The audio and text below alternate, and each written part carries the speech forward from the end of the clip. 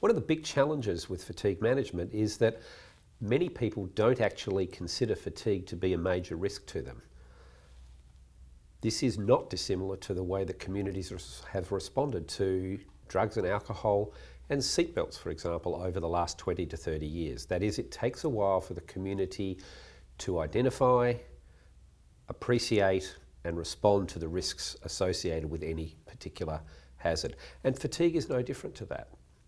One of the things that we know when we ask people to rank their level of concern about a particular hazard in the workplace is that fatigue rarely comes up as a major safety hazard for organisations. And that's not surprising. Many times people have operated fatigued and not had an accident. We know that fatigue-related accidents and injuries are relatively low frequency, and for many people, until they actually have an accident, it can be the case that they go, well, I've been this fatigued many times before and it's never caused a problem. So in one sense, their response to underrate fatigue as a hazard based on its likelihood alone can be quite rational.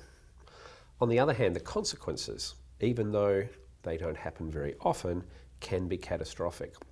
In this section of the course, I'd like to talk to you about some of the research that we've been doing over the last couple of years, and in particular how we have gone about convincing people within organisations that fatigue is of concern and that it is actually a significant hazard within the workplace. To give you some background on this, I'd like to tell you a story about some work that we did up at Port Augusta, which is in the north of South Australia, at one of the power stations up there in the mid to late 90s. We were working up there and we were sitting around the table doing a safety share in which people were talking about experiences of fatigue at a personal level. And one of the old union delegates got up at the time and said, you know, Drew, driving home after night shift's a bit like driving home from the pub pissed on a Friday night. That is, I remember getting in the car and I remember waking up after my sleep, but I don't remember a lot about what went on the way through the course. And this was actually quite an interesting moment in the conversation because everybody started nodding their heads and going, yeah, I get that. I've driven home from work after night shift and not remembered much about it. And it struck me at the time that this was actually a really important moment. That is, for those people at that point in time, they saw the connection that the effects of fatigue were not dissimilar to the effects of alcohol intoxication. And that really struck me at the time because it made me realise how important it was to benchmark a hazard against something that other people consider a hazard. And one of the things that we've noticed in workplaces over the last 20 or 30 years is that 20 or 30 years ago, certainly when I was first starting in the workplace, drink driving was considered funny. And then over a period of 20 to 30 years, it's now reached the point where we no longer go out for a late lunch, and if you come home sober in the afternoon, it's not been a good day at work, to a point where in many workplaces alcohol is forbidden, or if you do drink, don't come back to work. And with respect to illegal drugs, that in many workplaces people are regularly tested for the presence of those drugs in order to ensure that they're not operating under the influence of drugs and alcohol.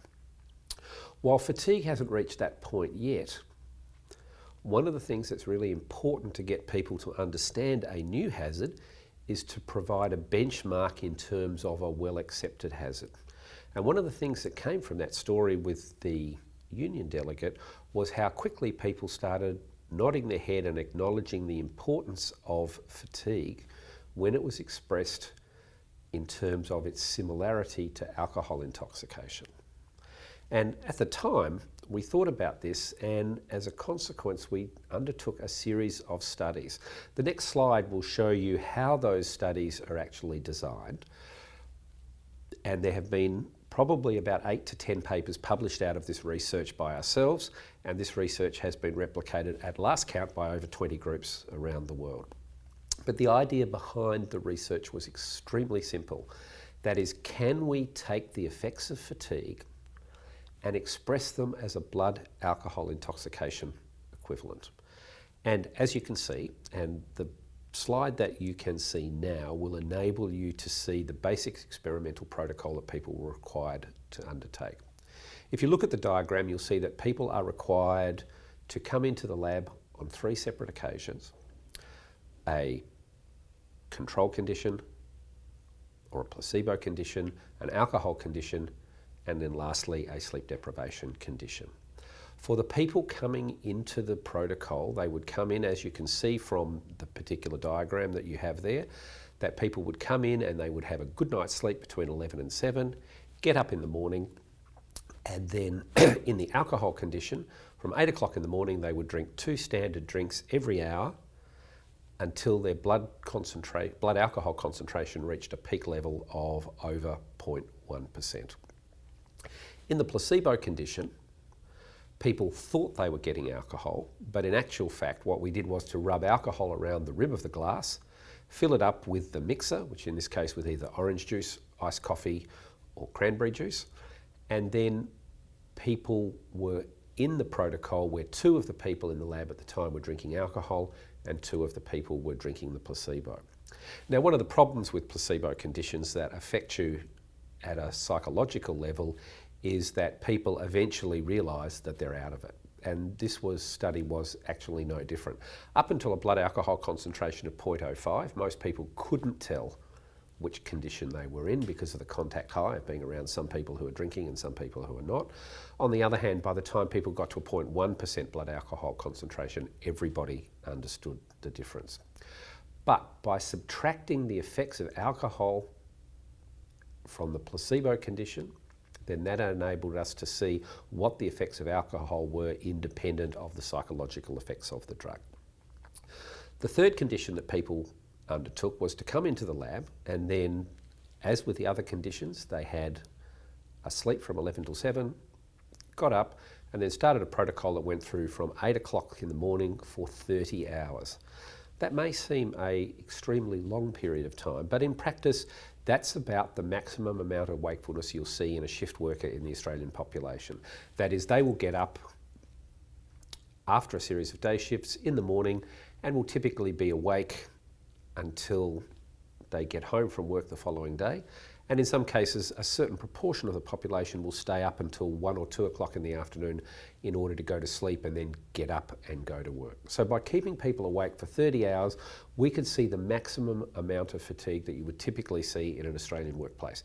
In fact, if you look at the Australian Bureau of Census and Statistics results, they will show you that 95% of shift workers on the first night of night shift will be awake from somewhere between 17 and 30 hours.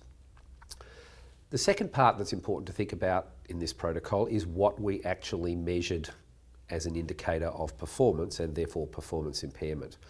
What you will see in terms of the subsequent studies is that we have done a lot of research in this area, but broadly speaking, you can divide the measures up into 2 broad categories.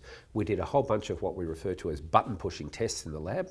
These are typical tests used by experimental or research psychologists that involve people to look at something on a computer screen, push a button, and we vary the complexity of the task and measure how many times you get the task right or wrong, that is the proportion correct, and the time it takes you to actually respond.